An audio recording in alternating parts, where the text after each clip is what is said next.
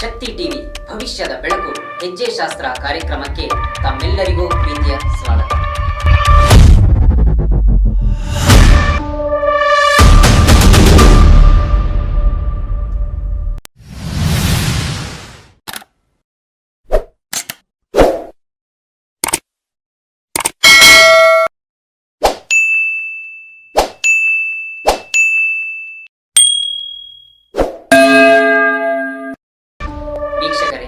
ನಮ್ಮೆಲ್ಲರಿಗೂ ತಿಳಿದಿರುವ ಹಾಗೆ ಮನುಷ್ಯನ ಜನ್ಮ ಬಹಳ ಶ್ರೇಷ್ಠವಾದದ್ದು.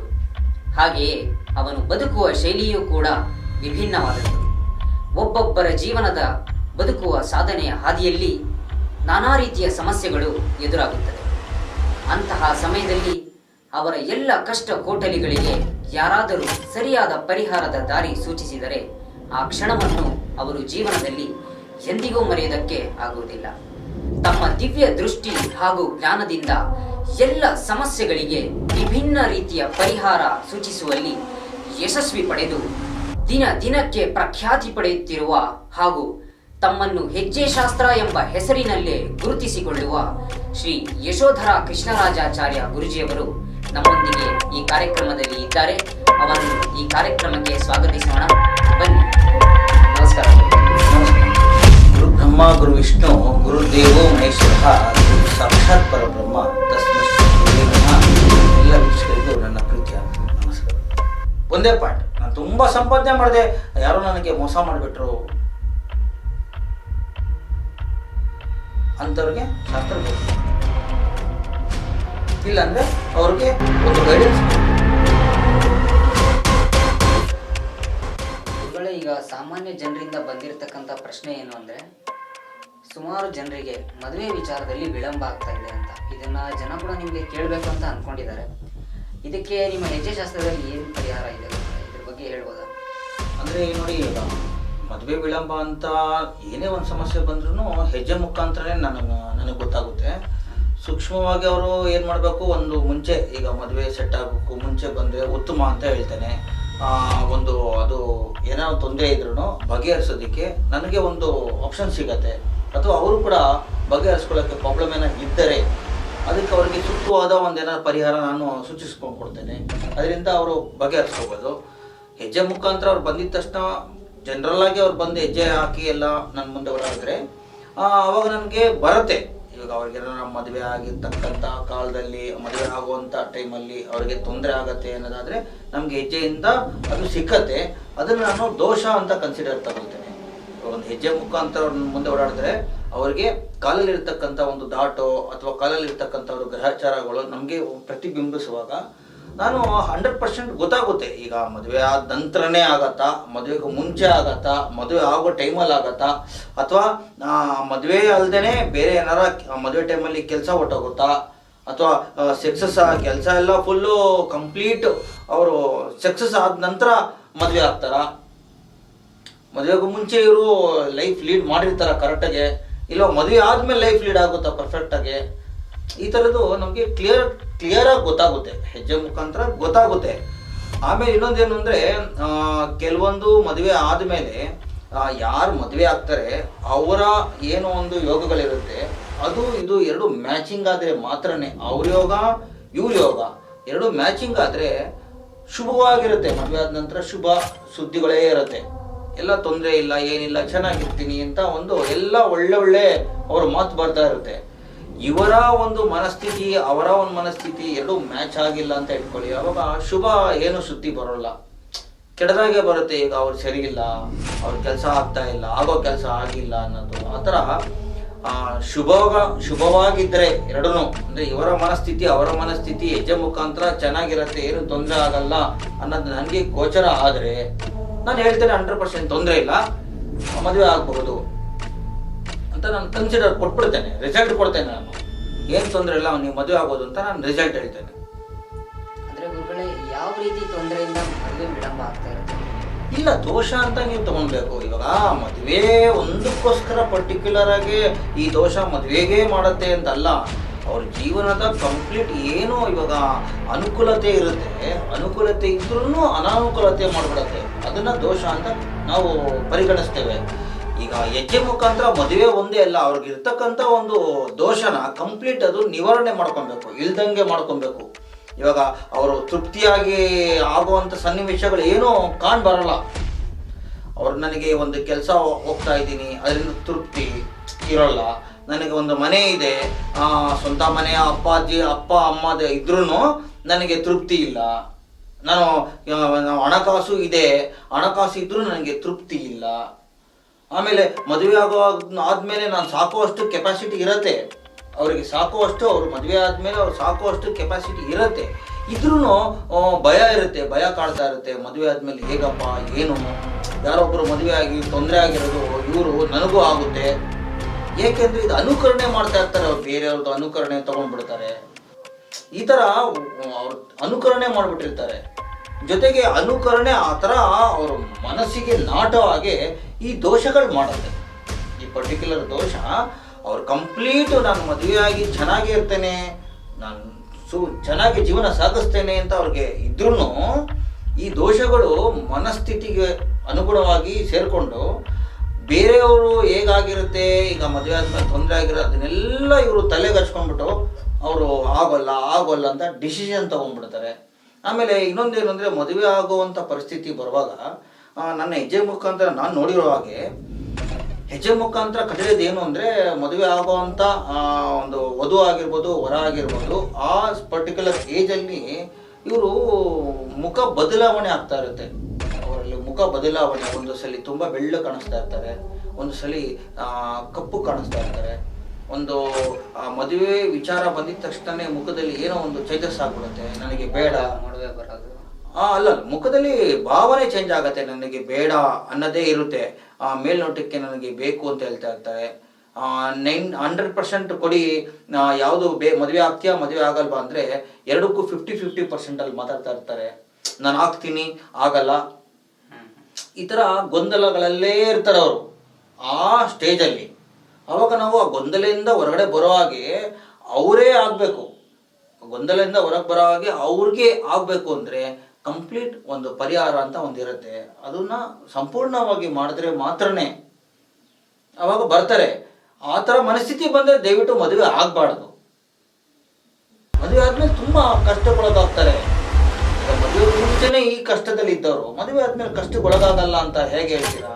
ಅದರಿಂದ ಕಂಪ್ಲೀಟ್ ಏನಿರುತ್ತೆ ಅವರ ಗೊಂದಲ ಅದನ್ನು ಬಗೆಹರಿಸ್ಕೋಬೇಕು. ಆ ಗೊಂದಲನೇ ನಾನು ಇಲ್ಲಿ ದೋಷ ಅಂತ ಕನ್ಸಿಡರ್ ತಗೊಳ್ತೇನೆ, ಗ್ರಹಚಾರ ಅಂತ ನಾನು ಕನ್ಸಿಡರ್ ತಗೊಳ್ತೇನೆ. ಆ ಗ್ರಹಚಾರನ ಕಂಪ್ಲೀಟ್ ತೆಗೆದು ಅದಾದ ನಂತರ ಅವ್ರ ಮನಸ್ಥಿತಿ ಅನುಗುಣವಾಗಿ ಎಸ್ ನಾನು ಏನು ತೊಂದರೆ ಆಗಲ್ಲ ಅನ್ನೋದು ಒಂದು ಕಾನ್ಫಿಡೆನ್ಸ್ ಲೆವೆಲ್ ಬರೋವರೆಗೂ ಏನು ಮಾಡೋಕೆ ಹೋಗ್ಬಾರ್ದು. ತದನಂತರ ಅವರಿಗೆ ಒಂದು ಮ್ಯಾರೇಜ್ ಅನ್ನೋದು ಮಾಡಿದ್ರೆ, ಮದುವೆ ಅನ್ನೋದು ಮಾಡಿದ್ರೆ ಏನೂ ಆಗಲ್ಲ. ಗುರುಗಳಿಂದ ನೀವು ಏನು ಗ್ರಹಚಾರ ಅಥವಾ ಏನು ದೋಷ ಅಂತ ಏನು ಕರಿತೀರಿ ಅದನ್ನ ಎಲ್ಲರೂ ಸಂಪೂರ್ಣವಾಗಿ ಪರಿಹಾರ ಮಾಡ್ಕೋಬೋದಾ? ಮಾಡ್ಕೊಬೋದು. ಅಂದ್ರೆ ಪರ್ಟಿಕ್ಯುಲರ್ ಟೈಮ್ ಅಂತ ಹೇಳ್ತೇನೆ. ಅಂದ್ರೆ ಈಗ ನೋಡಿ, ಮದುವೆ ಆಗೋಕ್ಕೂ ಮುಂಚಿತವಾಗಿ, ಅಂದ್ರೆ ಈಗ ಮದುವೆ ಮಾಡೋಣ ಅಂತ ಈಗ ಅಪ್ಪ ಅಮ್ಮ ಆಗಿರ್ಬೋದು, ಅವರು ನನ್ನ ಮದುವೆ ಮಾಡೋಣ ನಮ್ಮ ಮಕ್ಕಳಿಗೆ ಅಂತ ಅವ್ರು ಯಾವಾಗ ಆ ಯೋಚನೆಗೆ ಬರ್ತಾರೆ ಅವಾಗಿಂದನೇ ಅವರು ಸ್ವಲ್ಪ ಚೆಕ್ ಮಾಡ್ಕೊಬೇಕು. ಒಂದು ಪಾಯಿಂಟ್ ಹೇಳ್ತೇನೆ. ನೆಕ್ಸ್ಟು ಅಪ್ಪ ಅಮ್ಮ ಇಲ್ಲ ಅಥವಾ ಯಾರೋ ಬೇರೆಯವರು ಆ ಥರ ಯೋಚನೆ ಮಾಡ್ತಾ ಇದ್ದಾರೆ, ಈಗ ಮಾವ ಅಥವಾ ಬೇರೆ ಚಿಕ್ಕಪ್ಪದಿರೋ ಆ ಥರ ಅಂದರೆ ಆ ಟೈಮಲ್ಲಿ ಯಾರು ಮದುವೆ ಆಗ್ತಾ ಇದ್ದಾರೆ ಅವ್ರಿಗೂ ಗಮನಕ್ಕೆ ಹಾಕ್ಬಿಡೋದು ಒಳ್ಳೆಯದು. ಗಮನಕ್ಕೆ, ಈಗ ನನ್ನ ಮದುವೆ ಮಾಡ್ಬೇಕಂತ ಯೋಚನೆ ಮಾಡಿದ್ದೀನಿ ಅಂದರೆ ಅವಾಗ ಅವ್ರ ಮನಸ್ಥಿತಿ, ಯಾವಾಗ ನಾನು ಮದುವೆ ಆಗಬೇಕು ಅಂತ ಅವ್ರ ಮನಸ್ಥಿತಿ ಬರುತ್ತೋ ಅವಾಗ ಕೂಡ ಅವರು ಆ ಪರ್ಟಿಕ್ಯುಲರ್ ಟೈಮಲ್ಲಿ ಪರಿಹಾರ ಮಾಡ್ಕೊಬೋದು. ಒಂದು ವೇಳೆ ಗ್ರಹಚಾರ ಇದ್ದರೆ 100% ಮಾಡ್ಕೋಬೋದು, ಏನು ತೊಂದರೆ ಇಲ್ಲ.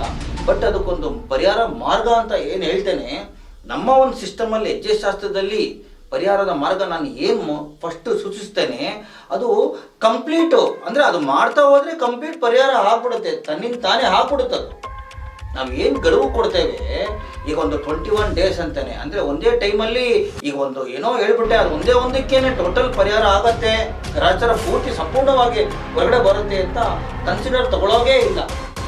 ಅದನ್ನ ಒಂದು ಮಂಡಳ 21 ಡೇಸ್ ಅಥವಾ ಒಂದು 48 ಡೇಸ್ ಅಂತ ಹೇಳ್ತೇನೆ, ಅಲ್ಲಿವರೆಗೂ ಅದನ್ನ ಅವ್ರು ಕಂಪ್ಲೀಟ್ ಮಾಡಬೇಕು. ಗ್ರಹಚಾರ ಇದ್ದವರಿಗೆ ಮಾತ್ರ ಇದು ಅನುಗುಣ ಆಗುತ್ತೆ. ಅಲ್ಲಿವರೆಗೂ ಕಂಪ್ಲೀಟ್ ಮಾಡಿ ನಂತರ ಅವರು ಏನಾದರೂ ಮಾಡಲಿ, ಏನೂ ತೊಂದರೆ ಇಲ್ಲ, ಏನೂ ತೊಂದರೆ ಆಗೋದಿಲ್ಲ. ಇವಾಗ ಮನಸ್ಥಿತಿಗೆ ಅನುಗುಣವಾಗಿ ಇರ್ತಕ್ಕಂಥ ವಧುನೋ ವರನೋ ಇರ್ತಾರೆ. ಈಗ ತುಂಬಾ ಗ್ರಾಚಾರ ಇಟ್ಕೊಂಡು ಚೆನ್ನಾಗಿರೋರನ್ನ ಮದುವೆ ಆಗ್ತಾರೆ ಅಂತ ಇಟ್ಕೊಳ್ಳಿ. ಗ್ರಾಚಾರ ಇಟ್ಕೊಂಡು ಚೆನ್ನಾಗಿರೋ ಅವ್ರೂ ಚೆನ್ನಾಗಿರುತ್ತೆ ಮನಸ್ಥಿತಿ, ಮದುವೆ ಆಗಿರ್ತಾರೆ ಅಂದ್ರೆ ತದನಂತರ ಇವ್ರ ಹತ್ರ ಇರ್ತಕ್ಕಂಥ ಗ್ರಹಚಾರ ದೋಷಗಳು ರಿಫ್ಲೆಕ್ಟ್ ಆಗಿ ಚೆನ್ನಾಗಿರೋ ವ್ಯಕ್ತಿನೂ ಚೆನ್ನಾಗಿಲ್ದಂಗೆ ಭಾವನೆ ಬರ್ಸ್ಬಿಡುತ್ತೆ. ಅದನ್ನ ಮುಖ ಲಕ್ಷಣ ಅಂದ್ರೆ ಮುಖದಲ್ಲಿ ಭಾವ ಚೇಂಜ್ ಆಗತ್ತೆ. ಹೆಜ್ಜೆಯಲ್ಲಿರೋದು ಅವ್ರು ಹೇಳತ್ತದು ಮುಖದಲ್ಲಿ. ಇವರು ಕಪ್ಪು ಕಾಣಿಸ್ತಾರೆ, ಕೆಮಿಲಿಯಾನ್ ಟೈಪ್ ಬದಲಾಗ್ತಾ ಇರ್ತಾರೆ, ಕ್ಯಾರೆಕ್ಟರ್ ವೈಸ್ ಕೂಡ ಬದಲಾಗ್ತಾ ಇರ್ತಾರೆ. ಅವರು ಡಿಸಿಷನ್ ತಗೊಳ್ಳೋದು ಹೇಗೆ ಅಂದ್ರೆ ಗ್ರಹಚಾರ ಇದ್ದವರು ನಾನು ಮದುವೆ ಆದ ನಂತರ ನನಗೆ ತೊಂದರೆ ಆಗುತ್ತೆ, ನನಗೆ ಕೆಲಸ ಬಿಟ್ಟೋಗುತ್ತೆ, ಅಥವಾ ಚೆನ್ನಾಗಿರೋರು ಸಿಕ್ಕಲ್ಲ, ಒಳ್ಳೆ ಮನೆತನಕ್ಕೆ ಹೋಗ್ತೀನೋ ಇಲ್ವೋ ಗೊತ್ತಿಲ್ಲ, ಅಥವಾ ಇಂಥವ್ರು ನಮ್ಮನೆಗೆ ಬಂದ್ರೆ ನಮ್ಮನೆ ಉದ್ಧಾರ ಆಗುತ್ತೋ ಇಲ್ವೋ ಗೊತ್ತಿಲ್ಲ, ಈ ತರ ಮನಸ್ಥಿತಿಗೆ ಬಂದ್ಬಿಡ್ತಾರೆ. ಅದನ್ನ ಗ್ರಹಚಾರ ದೋಷ ಅಂತ ಕರಿತೇನೆ ನಾನು. ತೆಗಿಬೋದು 100%. ನೀವೇನು ಹೇಳಿದ್ರಿ ಅದು ಇಲ್ಲಿ ಆಗತ್ತೆ, ಕೆಲಸ ಮಾಡಬಹುದು. ಏನಂದ್ರೆ ಪರಿಹಾರ ಮುಂಚಿತವಾಗಿ ಬಂದವರು ತೆಗಿಬೋದು. ಈಗ ಮದುವೆಗೂ ಮುಂಚೆ ಬಂದ್ರೆ ನಾನು ಹೇಳ್ತಾ ಇರೋದು, ಮದುವೆ ಆದ್ಮೇಲೆ ಬಂದ್ರು ತೆಗಿಬೋದು. ಗುರುಗಳೇ, ಈಗ ನೀವು ಹೇಳಿದ್ರಿ ಮದುವೆಗೂ ಮುಂಚೆ ಬಂದ್ರೆ ಉತ್ತಮ ಪರಿಹಾರ ಕೊಡ್ಬೋದು ಅಂತ. ಹೌದು. ಈಗ ಮದುವೆ ಆದವರು ಮದುವೆ ಆದ್ಮೇಲೆ ಬರ್ತಾರೆ ನಿಮ್ಮ ಹತ್ರ, ಅಂತವ್ರಿಗೂ ನಿಮ್ಮಲ್ಲಿ ಏನಾದ್ರು ಪರಿಹಾರ ಇದೆಯಾ? ಈಗ ಮದುವೆಗೂ ಮುಂಚೆ ಅಂದ್ರೆ ನೋಡಿ, ಒಂದು ಗ್ರಹಚಾರ ಅನ್ನೋದು ಮದುವೆ ಆಗ್ಲೇಬಾರ್ದು ಅಂತ ಕಂಪ್ಲೀಟ್ ಆಗಿ ಇರೋಲ್ಲ. ಈಗ ಮದುವೆ ಆಗುವಾಗ ಅಡಚಣೆ ಆಗಬೇಕು ಆ ಥರ ಒಂದು ಗ್ರಹಚಾರ ಇರುತ್ತೆ. ಆ ಗ್ರಹಚಾರ ಮದುವೆ ಆಗುವವರೆಗೂ ತೊಂದರೆ ಕೊಡುತ್ತೆ. ಎಲ್ಲಿವರೆಗೂ? ಆಗುವವರೆಗೂ. ಆಗ್ಲೇಬಾರ್ದು ಅಂತ ಇರೋಲ್ಲ.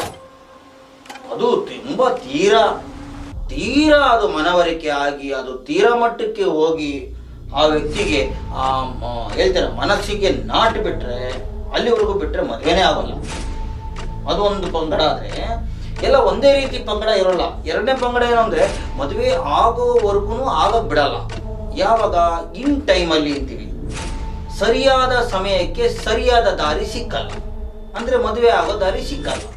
ಒಂದು ಸಲ ನೋಡ್ಬೋದು, 2 ಸಲ ನೋಡ್ಬೋದು, ಅಥವಾ ಅವ್ರು ಇಷ್ಟಪಟ್ಟಂತ ಹುಡುಗ ಆಗಿರ್ಬೋದು, ಹುಡುಗಿ ಆಗಿರ್ಬೋದು, ಓಕೆ ಅಂತಿರೂ ಕ್ಯಾನ್ಸಲ್ ಆಗುವಂಥದ್ದು, ಅಥವಾ ಒಂದು 4 ಜನ ಹತ್ರ ಒಂದು 5 ಬಾರಿ ಹೋಗಿ ಎಲ್ಲ ನೋಡ್ಕೊಂಡು ಬಂದ್ರು ಎಲ್ಲ ಓಕೆ ಅವ್ರ ಮದುವೆ ಆಗ್ಬೋದು ಅಂತ ಅಂದ್ರು ಇವ್ರ ಮನಸ್ಸಿಗೆ. ಆದರೆ ಆಗಲ್ಲ ಅಂತ ಇನ್ನೊಂದು ನೋಡೋಣ, ಮತ್ತೊಂದು ನೋಡೋಣ, ಮಗುದೊಂದು ನೋಡೋಣ, ಇನ್ನು ನೋಡೋಣ, ಒಂದು 2-3 ನೋಡೋಣ, ಈ ಥರ ಮನಸ್ಥಿತಿ ಬರ್ತಾ ಇರುತ್ತೆ. ಎಲ್ಲಿವರೆಗೂ? ಮದುವೆ ಆಗೋ ಟೈಮಲ್ಲಿ ಮಾತ್ರ. ಹಾಗೆ ಹೋಗ್ತಾ ಒಂದು ಏಜ್ ಕ್ರಾಸ್ ಆಗಬೇಕು. ಒಂದು ಏಜ್ ಕ್ರಾಸ್ ಆಗಿದ್ದ ನಂತರ ಏನಾಗುತ್ತೆ, ಮದುವೆ ಆಗೋ ಸ್ಟೇಜ್ ಬಂದೇ ಬಿಡುತ್ತೆ ಅಂತ ಇಟ್ಕೊಳ್ಳಿ. ಅಲ್ಲಿವರೆಗೂ ಈ ಥರ ಕಾಟ. ಏಜ್ ಕ್ರಾಸ್ ಆಗಿ ಮದುವೆ ಆಗೋ ಸ್ಟೇಜ್ ಬರೋವರೆಗೂ ಈ ಥರ ಕಾಟ ಕೊಡುತ್ತೆ. ಆಮೇಲೆ ಆ ದೋಷಗಳೇ ಮದುವೆ ಆಗಂಗೆ ಮಾಡುತ್ತೆ. ಆ ದೋಷ ಮದುವೆ ಆಗಂಗೆ ಮಾಡಿ ಮದುವೆ ಆದ್ಮೇಲೆ ಈ ಥರ ಅನುಭವಿಸು ಅಂತ ಟ್ವಿಸ್ಟ್ ಆಗಿಬಿಡುತ್ತೆ. ಅದು ಕೂಡ ಚೇಂಜ್ ಆಗತ್ತೆ. ಅಂದ್ರೆ ಬಾಡಿ ಅನುಗುಣವಾಗಿ ಅದು ಕೂಡ ಚೇಂಜಸ್ ಆಗಿ ಮದುವೆ ಆದ ನಂತರ ಈ ತರ ಪ್ರಾಬ್ಲಮ್ ಫೇಸ್ ಮಾಡಬೇಕು. ನೀನು ಈ ತರ ಫೇಸ್ ಮಾಡತ್ತದು. ಈಗ ಅವ್ರವ್ರಿಗೆ ಅಂಡರ್ಸ್ಟ್ಯಾಂಡಿಂಗ್ ಮಾಡಲ್ಲ, ಮಿಸ್ಅಂಡರ್ಸ್ಟ್ಯಾಂಡಿಂಗ್ ಮಾಡುತ್ತೆ. ಈ ತರ ದೋಷ ಇದೆ ಅಂತ ಮದುವೆ ಆಗಲ್ಲ ಅನ್ನೋದಲ್ಲ. ಪರಿಹಾರ ಮುಂಚೆ ಮಾಡ್ಕೊಂಡ್ರು ಮದುವೆ ಆಗುತ್ತೆ, ಪರಿಹಾರ ಮಾಡ್ಕೊಳ್ದೇ ಇದ್ರು ಮದುವೆ ಆಗುತ್ತೆ. ಆದ್ರೆ ಹೇಳ್ದಲ್ಲ, ಮನಸ್ಥಿತಿಗೆ ಅನುಗುಣವಾಗಿರ್ತಕ್ಕಂಥ ಆಪೋಸಿಟ್ ಆಗಿರುತ್ತೆ ಯಾವುದು ಸಿಗೋಲ್ಲ. ಇವರು ಹೊಂದಾವಣಿಕೆ ಆಗಕ್ಕೆ ಬಿಡೋಲ್ಲ, ಏನಾದ್ರೂ ಒಂದು ವ್ಯತ್ಯಾಸ ಮಾಡಿಬಿಡುತ್ತೆ. ಇವರು ಕೆಮಿಲಿಯಾನ್ ಟೈಪ್ ಬದಲಾಗ್ತಾ ಇರ್ತಾರೆ. ಹಾಗೆ ಮದುವೆಗೂ ಮುಂಚೆ ಪರಿಹಾರ ಮಾಡ್ಬೋದು, ಆವಾಗ ಸರಿ ಹೋಗುತ್ತೆ. ನೀವು ಹೇಳ್ದಾಗ ಈಗ ಮದುವೆಗೆ ಆದ್ಮೇಲೆ ಬರ್ತಾರೆ ಅಂತ ಇಟ್ಕೊಳ್ಳಿ, ಆಲ್ರೆಡಿ ಒಂದು ಸಲ ಆಗ್ಲೇ ಹೋಗ್ಬಿಟ್ಟಿರುತ್ತೆ ಬಾಡಿಗೆ ಹೋಗಿ ಆಗ್ಲೇ ಒಂದಷ್ಟು ಫೇಸ್ ಮಾಡಿ ತದನಂತರ ಮದುವೆ ಆಗಿ ಮತ್ತೆ ಒಂದು ಪ್ರಾಬ್ಲಮ್ ಅಲ್ಲಿ ಫೇಸ್ ಮಾಡ್ತಾ ಇರ್ತಾರೆ. ಅಂಥವ್ರು ಬಂದಾಗ ಏನು ಮಾಡುತ್ತೆ, ನಾನು ಹೇಗೇನು ಹೇಳ್ತೇನೆ ಇಲ್ಲಿ ಇಂಪಾರ್ಟೆಂಟ್ ಏನಂದ್ರೆ ಮದುವೆ ಆಗಿಬಿಟ್ಟಿದ್ದರೆ ಹುಡುಗನೂ ಬರಬೇಕು, ಹುಡುಗಿನೂ ಬರಬೇಕು, ಇಬ್ರು ಹೆಜ್ಜೆ ನೋಡ್ಬೇಕಾಗತ್ತೆ. ಇವ್ರದ್ದು ಹೆಜ್ಜೆ ನೋಡಬೇಕು, ಅವ್ರದ್ದು ಹೆಜ್ಜೆ ನೋಡಬೇಕು, ಇವ್ರದ್ದು ಏನೋ ಸ್ಟೇಜ್ ಇದೆ, ಇವ್ರು ಯಾವ ಥರ ಇದೆ, ಏನು ಮಾಡ್ತಾ ಇದೆ, ಆ ಥರ ಏನು ಬಂದಿದೆ ದೋಷ ಅದನ್ನು ನೋಡ್ತೇನೆ. ದಾಟ ಆಗಿರ್ಬೋದು, 3 ದಾರಿ ದಾಟ ಆಗಿರ್ಬೋದು, ಅಥವಾ ಈ ವಂಶದಿಂದ ಬರ್ತಕ್ಕಂಥ ದೋಷಗಳಿರ್ಬೋದು, ಇಲ್ಲ ಅರಿಕೆ ಆಗಿರ್ತಕ್ಕಂಥ ಹುಟ್ಟಿದ್ರೆ ಅರಿಕೆ ದೋಷಗಳಿರ್ಬೋದು, ಇದೆಲ್ಲ ಸೇರಿದ್ರೆ ಏನಿದೆಯಾ ಎಲ್ಲ ಚೆಕ್ ಮಾಡ್ಬೇಕಾಗುತ್ತೆ. ಅಂತಕ್ಕಂಥ ಒಂದು ಹುಡುಗಿ ಆಗಿರ್ಬೋದು, ಅವ್ರ ಹೆಜ್ಜೆ ಮುಖಾಂತರ ಅವ್ರ ದೋಷ ಏನಿದೆ ಅನ್ನೋದು ಚೆಕ್ ಮಾಡ್ಬೇಕಾಗುತ್ತೆ. ಹಾಗೇನೆ ಹುಡುಗ ಬರಬೇಕಾಗತ್ತೆ. ಆ ಹುಡುಗ ಕೂಡ ಬಂದಿರ್ತಕ್ಕಂಥ ಅವ್ರ ಹೆಜ್ಜೆ ಮೇಲೆ ಬಂದಿರುತ್ತೆ ಆ ದೋಷನೂ ನಾವು ಚೆಕ್ ಮಾಡಬೇಕಾಗತ್ತೆ. ಈಗ ಹಸ್ಬೆಂಡ್ ವೈಫ್ ಬಂದರೆ ಹೆಂಡತಿದು ನಾವು ಚೆಕ್ ಮಾಡಬೇಕಾಗತ್ತೆ ಹೆಜ್ಜೆ ಮೇಲೆ ಏನು ದೋಷ ಇದೆ ಅಂತ. ಹಾಗೆಯೇ ಅವರ ಹಸ್ಬೆಂಡ್ ಬಂದಿದ್ರೆ ಗಂಡದು ಕೂಡ ನಾವು ಚೆಕ್ ಮಾಡಬೇಕಾಗತ್ತೆ ಹೆಜ್ಜೆ ಮೇಲೆ. ಎರಡನ್ನೂ ನಾವು ಕನ್ಸಿಡರ್ ತಗೊಂಡು ಅಲ್ಲಿ ಏನು ಹುಟ್ಟುತ್ತೋ ಅದಕ್ಕೆ ನಾವು ಒಂದು ಪರಿಹಾರ ಮಾರ್ಗ ಸೂಚಿಸ್ಬೋದು. ಅದು ಗ್ರಹಚಾರ ಹುಟ್ಟುವಾಗಲೇ ಅದಕ್ಕೊಂದು ಪರಿಹಾರ ಮಾರ್ಗ ಹುಟ್ಟುತ್ತೆ. ತದನಂತರ ನಾವು ಮುಂದುವರಿಬೇಕಾಗತ್ತೆ. ಆವಾಗ ನಾನು ಕೊಡ್ತೇನೆ. ಆವಾಗ ಬರ್ತಕ್ಕಂಥದ್ದು ಸ್ವಲ್ಪ ಇನ್ನೂ ವಿಭಿನ್ನವಾಗಿರುತ್ತೆ. ಹೇಗೇನು ಅದು ಕೂಡ ಟಫ್ ಇರುತ್ತೆ. ಅದು ಕೂಡ ಮಂಡಲ ಅಂದರೆ ಅದನ್ನು 11 days ಅಂತ ಕರಿತಾನೆ. 11 days ಇಲ್ಲ 41 days 21 days ಇಲ್ಲ 41 days ಅಲ್ಲಿವರೆಗೂ ಕಂಪ್ಲೀಟ್ ಮಾಡಬೇಕಿತ್ತು. ಸ್ವಲ್ಪ ಟಫ್ ಇರುತ್ತೆ, ಹೇಳಿದಷ್ಟು ಈಸಿ ಇರಲ್ಲ ಪರಿಹಾರ. ಯಾಕಂದರೆ ನಾವು ಮಾಡಿ ಕೊಟ್ಟರು ಅವ್ರು ಮಾಡ್ತಕ್ಕಂಥದ್ದು ನಾವು ಕೊಟ್ಟಿರ್ತೇನೆ ಸ್ವಲ್ಪ ಟಫ್ ಇರುತ್ತೆ ಅಷ್ಟೇ. ಅದಾದ ನಂತರ ಸರಿ ಹೋಗ್ಬಿಡುತ್ತೆ. ಅವ್ರಿಗೆ ಗೊತ್ತಾಗಲ್ಲ ಏನು ನಾವು ಇಟೀಗಿದ್ದಂಗೆ ಚೇಂಜ್ ಆಗ್ಬಿಟ್ವಲ್ಲ ಅಂತ ಗೊತ್ತಾಗ್ಬಿಡುತ್ತೆ. ನಾವು ಇನ್ನು ನಮ್ಮ ಜನ್ಮ ಇರೋವರೆಗೂ ನಾನು ಹೆಂಡತಿನೇ, ನಮ್ಮ ಜನ್ಮ ಇರೋವರೆಗೂ ನಾನು ಗಂಡನೇ ಅನ್ನೋದವರೆಗೂ ಮನವರಿಕೆ ಆಗ್ಬಿಡುತ್ತೆ. ಮನವರಿಕೆ ಆಗಿ ಅವರವರೇ ಅಂಡರ್ಸ್ಟ್ಯಾಂಡಿಂಗ್ ಆಗ್ಬಿಡ್ತಾರೆ. ಒಂದು ವೇಳೆ ಏನಾದರೂ ತದನಂತರ ಇವರಿಬ್ಬರು ಬೇರೆ ಆಗಬೇಕು ಅಂತ ಮಠ ಮಂತ್ರ ಮಾಡಿದ ಸನ್ನಿವೇಶಗಳು ಬಂದರೆ ಇವರು ಬೇರೆ ಆಗ್ತಾರೆ. ಸ್ವಲ್ಪ ದಿನಗಳ ಮಟ್ಟಕ್ಕೆ ತನ್ನಿಂದ ತಾನೇ ಗೊತ್ತಾಗ್ಬಿಡುತ್ತೆ. ಏನಾದರೂ ಎಲ್ಲಾರು ಹೋಗಿ ರೆಮಿಡಿ ತಗೊಂಡು ವಾಪಸ್ ಬಂದಾಗ್ಬಿಡ್ತಾರೆ. ತುಂಬಾ ಮಟ್ಟಕ್ಕೆ ಅದು ಕಾಡಲ್ಲ. ಬೇರೆ ಸಂಪೂರ್ಣವಾಗಿ ಅವರಿಬ್ಬರು ಬೇರೆ ಬೇರೆ ಆಗುವಂತ ಸ್ಥಿತಿ ಬರೋದೇ ಇಲ್ಲ. ನಾವು ದೋಷ ರಿಮೂವ್ ಮಾಡುವಾಗಲೇ ಗೊತ್ತಾಗ್ಬಿಡುತ್ತೆ ಎಸ್ ಕಂಪ್ಲೀಟ್ ಹೊಂದಾವಣೆಯಿಂದ ಬಾಳ್ತಾರೆ ಅಂತ ಗೊತ್ತಾಗುತ್ತೆ. ಗುರುಗಳೇ, ನೀವು ಹೇಳಿದ್ರಿ ಈಗ ಹಸ್ಬೆಂಡ್ ಅಂಡ್ ವೈಫ್ ಬಂದಾಗ ಇಬ್ಬರ ಹೆಜ್ಜೆನೂ ನೋಡಿ ನೀವು ಪರಿಹಾರದ ಮಾರ್ಗ ಸೂಚಿಸಬಹುದು ಅಂತ. ನಿಮ್ಮ ಹತ್ರ ಪರಿಹಾರಕ್ಕೆ ಬರುವ ಮುಂಚೆನೆ ಅವರಿಬ್ರು ಅಕಸ್ಮಾತ್ ಬೇರೆ ಬೇರೆ ಆಗಿದ್ರೆ ಅಥವಾ ಯಾರಾದ್ರೂ ಒಬ್ರು ಬರಕ್ಕಾಗದೆ ಹೋದ್ರೆ ಹಾಗೇನ್ ಮಾಡ್ತೀರಾ? ಇವಾಗ ನಾವು ಮದುವೆ ಆಗಿರೋದು ಖಚಿತ ಪಡಿಸ್ಕೋಬೇಕಾಗತ್ತೆ. ಅಂತ ಸಮಯದಲ್ಲಿ ಮದುವೆ ಆಗಿರೋದು ಖಚಿತನ, ಯಾವಾಗ ಮದುವೆ ಆಗಿದ್ದಾರೆ ಗ್ಯಾರಂಟಿ ಅನ್ನೋ ಒಂದು ಖಚಿತ ಪಡಿಸ್ಕೋಬೇಕು. ಪ್ಲಸ್ ಅವ್ರು ಬರಲೇಬೇಕಾಗತ್ತೆ. ಯಾರು ಒಬ್ಬರಾದರೂ ಬರಲೇಬೇಕಾಗತ್ತೆ.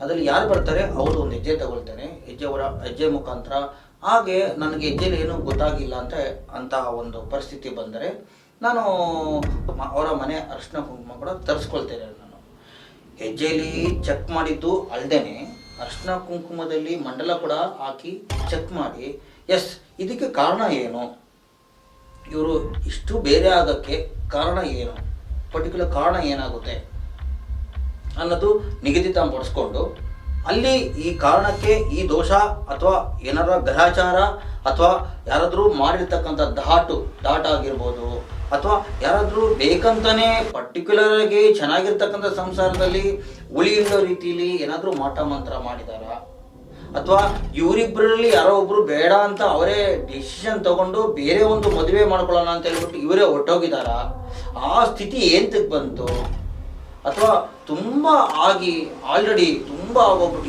ಇವರಿಗೆ ಜಗಳ ಆಗೋಗಿ ಈ ಕೆಮಿಲಿಯನ್ ಟೈಪ್ ಅಂತ ಹೇಳಿದ್ನಲ್ಲ ಆ ಥರ ಇವರಿಬ್ರು ಚೇಂಜಸ್ ಆಗಿ ಜಗಳಾಗಿ ನಾವು ಇನ್ನು ಜೀವನದಲ್ಲಿ ಒಂದಾಗಿ ಬಾಳಕ್ಕಾಗಲ್ಲ ಅಂತ ಇವರು ಡಿಸಿಷನ್ ತಗೊಂಡಿದ್ದಾರ. ಎಲ್ಲವೂ ಸಿಕ್ಕತ್ತೆ ಹೆಜ್ಜೆ ಮುಖಾಂತರ, ಅರಿಶಿನ ಕುಂಕುಮ ಮುಖಾಂತರ ಮಂಡ್ಯದಲ್ಲಿ ಸಿಕ್ಕತ್ತೆ. ಆವಾಗ ನಾನು ಟೈಮ್ ತಗೊಳ್ತೇನೆ, ಒಂದು 3 days ಟೈಮ್ ತಗೊಳ್ತೇನೆ. 3 days ಟೈಮ್ ತಗೊಂಡು ಕರೆದು ಹೇಳ್ತೇನೆ, ಈ ಥರ ಬಂದಿದೆ ನಿಮ್ಮ ಚಕ್ರಮಂಡಲ ಆಗಿದಾಗ ಚಕ್ರಮಂಡಲದಲ್ಲಿ ಉದ್ಭವ ಆಗಿರ್ತಕ್ಕಂಥ ಪ್ರಶ್ನೆಗಳು ಇದು, ಈ ಪ್ರಶ್ನೆ ಈ ಥರ ಬರ್ತದೆ, ಇದಕ್ಕೆ ಆನ್ಸರ್ ಕೂಡ ಹೀಗೇ ಇರುತ್ತೆ.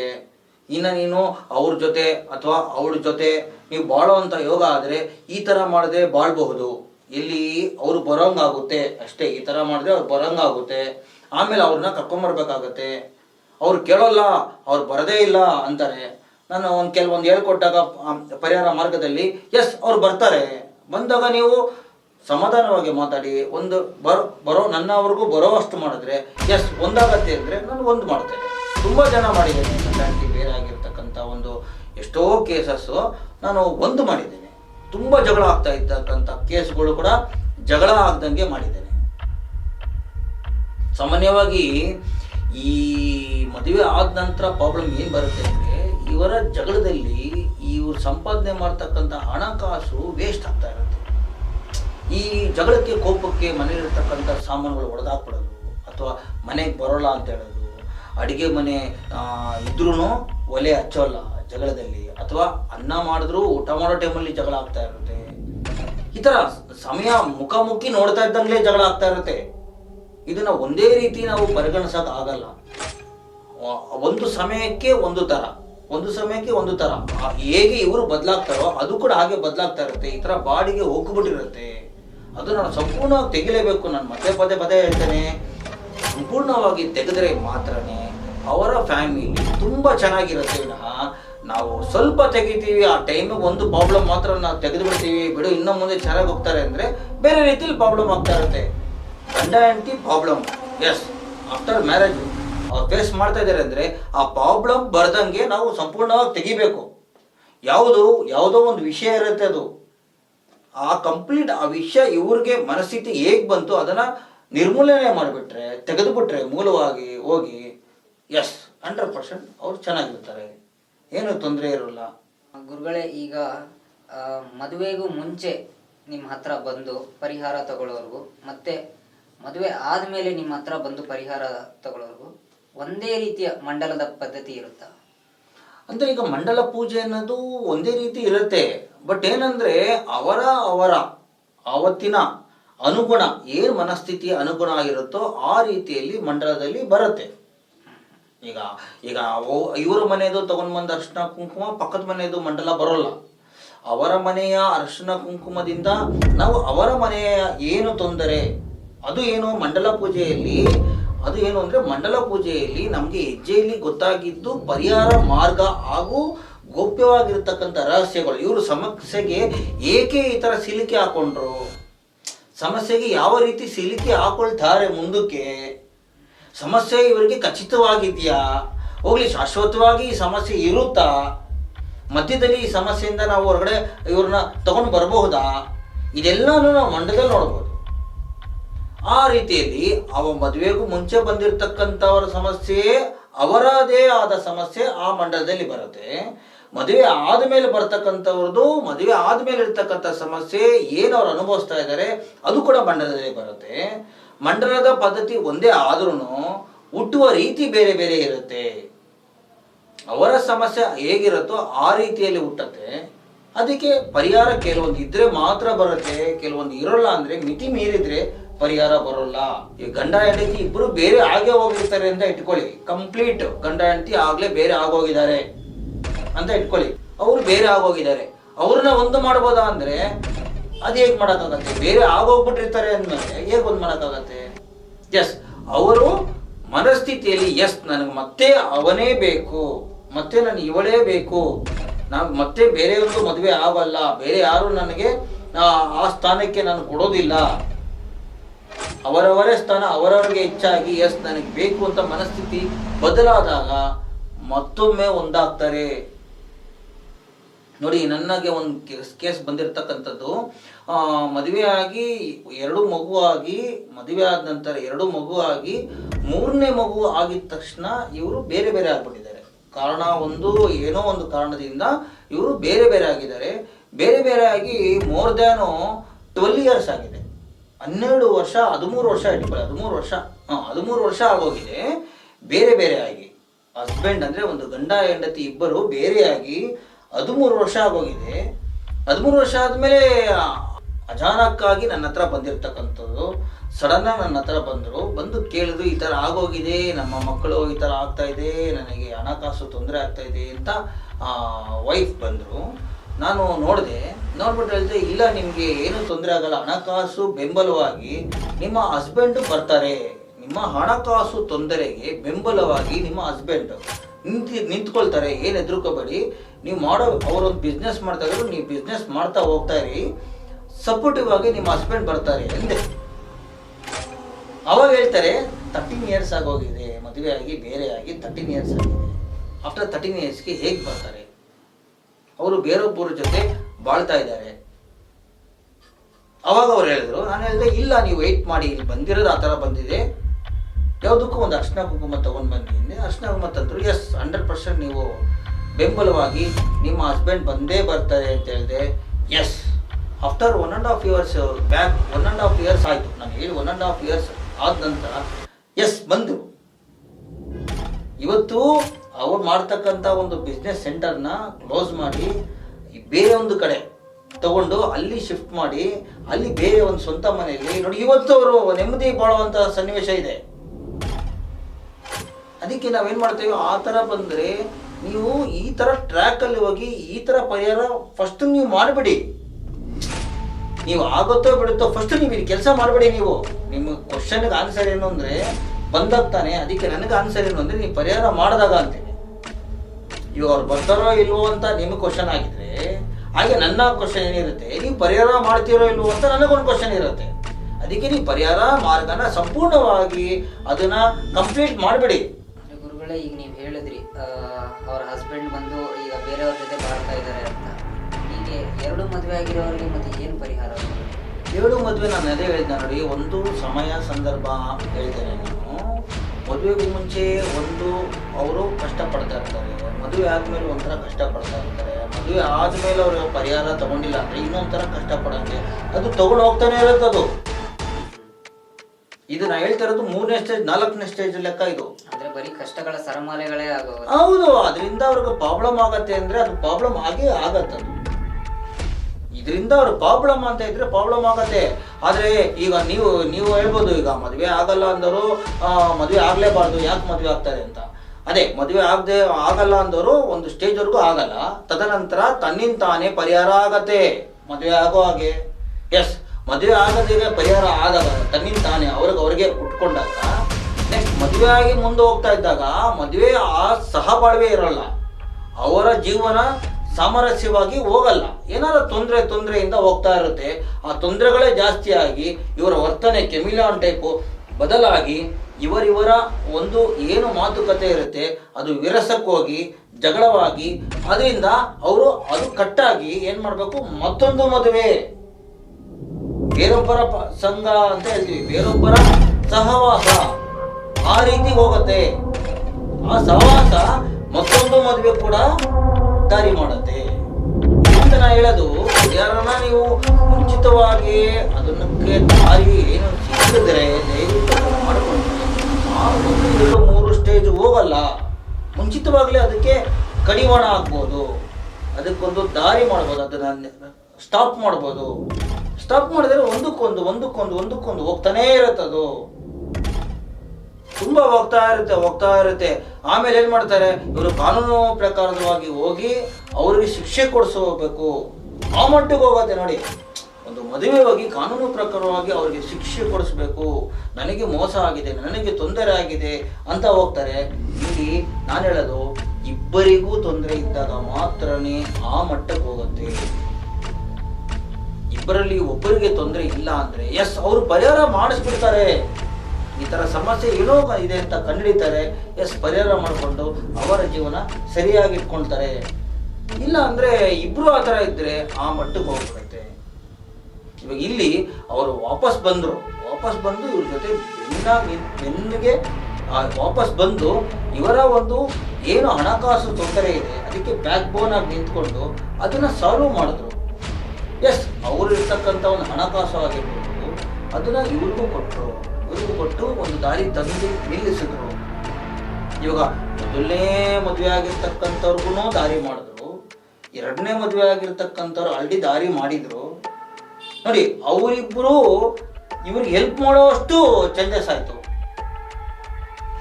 ಎಷ್ಟು ದ್ವೇಷ ಪಡ್ತಾ ಇದ್ರು ಇವ್ರು, ಅವ್ರಿಗೆ ದ್ವೇಷ, ಅವ್ರಿಗೆ ದ್ವೇಷ ಆಯ್ತು. ಆ ದ್ವೇಷ ಅನ್ನೋದೇ ಹೊಟ್ಟೋಯ್ತು, ವಿಘ್ನ ನಿವಾರಣೆ ಆಯ್ತು. ಈಗ ಅವರಿಬ್ರು ನಿಂತು ಇವ್ರಿಗೆ ಒಂದು ದಾರಿ ಮಾಡಿ ಕೊಟ್ಟಿದ್ದಾರೆ. ಇವ್ರಿಗೆ ಅದೇ ತಾನೇ ಬೇಕಾಗಿತ್ತು, ಒಂದು ದಾರಿ ಬೇಕಾಗಿತ್ತು, ಎಷ್ಟು ದಾರಿ ಮಾಡಿದ್ದಾರೆ. ನಾನು ಹೇಳಿದೆ, ಹಳೆದನ್ನ ನೆನೆಸ್ಕೊಂಡು ಮತ್ತೆ ನೀವು ಕೊರಗಬೇಡಿ, ಬಿಟ್ಬಿಡಿ, ಇನ್ನು ಮುಂದೆ ಏನಾಗಲ್ಲ. ಇವಾಗ ಇಬ್ರು ಜೊತೆನೂ ಚೆನ್ನಾಗಿದ್ದಾರೆ. ಅದೇ ಮುಂಚೆ ಬಂದಿದ್ರೆ ಆ ಒಂದು ಆಗ್ದಂಗೆ ಮಾಡಿ ಇವ್ರ ಹತ್ರ ಚೆನ್ನಾಗಿರಂಗೆ ಮಾಡ್ಬೋದಾಗಿತ್ತು. ನನ್ನ ಹತ್ರ ಅವ್ರು ಬಂದು ಹೇಳ್ಕೊಂಡಿದ್ದಾರೆ, ಕರೆಕ್ಟು ಮುಂಚೆನೆ ಬಂದ್ಬಿಟ್ಟಿದ್ರೆ ಆ ಮದುವೆ ಆಗೋದನ್ನ ತಪ್ಪಿಸ್ಬೋದಾಗಿತ್ತು, ನಾವು ಚೆನ್ನಾಗೇ ಇರ್ಬೋದಾಗಿತ್ತು ಅಂತ ನನ್ನ ಹತ್ರ ತುಂಬಾ ಗೊಳಾಡಿದ್ದಾರೆ ಅವರು. ಆತರ ಪರಿಹಾರ ಆದ್ಮೇಲೆ ಗೊತ್ತಾಗತ್ತೆ, ಅವರೇ ಒಪ್ಕೊಂಡ್ಬಿಡ್ತಾರೆ. ಪರಿಹಾರ ಆಗಿದ ತಕ್ಷಣ ನಾನು ಈ ತರ ಪ್ರಾಬ್ಲಮ್ ಅಲ್ಲಿ ಇದ್ದಿದ್ದು ಕರೆಕ್ಟ್ ನನಗೆ ಅರ್ಥನೇ ಆಗ್ತಾ ಇರಲಿಲ್ಲ, ಏನು ನನಗೆ ಮೆಟ್ಕೊಂಡಿದ್ದು ಗೊತ್ತಿಲ್ಲ, ಏನಾಗಿತ್ತು ಅಂತ ಗೊತ್ತಿಲ್ಲ, ನಿಮಗೆ ವಯಸ್ಸಲ್ಲಿ ಅದರಿಂದ ಹೊರಗಡೆ ಬಂದ್ಬಿಟ್ನಲ್ಲ ಅಂತ ಅವ್ರು ಹೇಳ್ತಾರೆ. ತುಂಬ ಮಾಡೋದ್ರಿಂದ ನನಗೆ ಅನುಭವ 100% ಅವ್ರು ಹೇಳ್ತಾರೆ. ತುಂಬ ಕೇಸಸ್ ನೋಡಿದ್ದೀನಿ ಅಂತ. ವೀಕ್ಷಕರೇ, ಈ ಕಾರ್ಯಕ್ರಮದಲ್ಲಿ ನಮ್ಮೊಂದಿಗೆ ಭಾಗವಹಿಸಿ ನಮ್ಮ ಪ್ರಶ್ನೆಗಳಿಗೆ ಗುರೂಜಿಯವರು ಅವರ ಉತ್ತರ ಹಾಗೂ ಅನಿಸಿಕೆಗಳನ್ನು ಹಂಚಿಕೊಂಡಿದ್ದಾರೆ. ಹಾಗೆಯೇ ಮುಂದಿನ ಭಾಗದಲ್ಲಿ ಬಹಳಷ್ಟು ನಮ್ಮ ಪ್ರಶ್ನೆಗಳಿಗೆ ಗುರೂಜಿಯವರು ಅವರ ಉತ್ತರ ಹಾಗೂ ಅನಿಸಿಕೆಗಳನ್ನು ಹಂಚಿಕೊಳ್ಳಲಿದ್ದಾರೆ. ಮುಂದಿನ ಸಂಚಿಕೆಯಲ್ಲಿ ಮತ್ತೊಮ್ಮೆ ಭೇಟಿಯಾಗೋಣ. ನಮಸ್ಕಾರ.